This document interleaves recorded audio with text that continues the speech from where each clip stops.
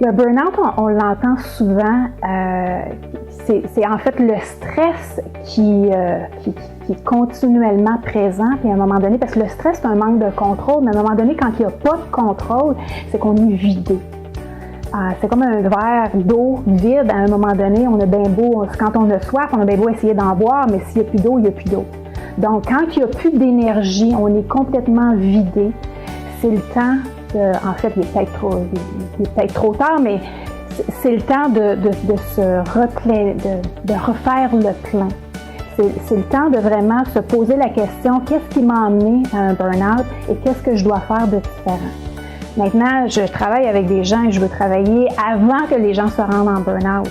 Donc, il y a des symptômes qu'on est capable de déceler. Il y a des questions qu'on est capable de se poser. Quand on parle de stress, c'est de se poser les bonnes questions. Qu'est-ce qui me stresse? Qu'est-ce qui cause mon stress?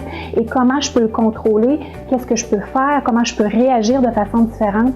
C'est tout dans une question de gestion et de maîtrise de ses émotions. Parce qu'il faut savoir que nous avons le contrôle de nos émotions.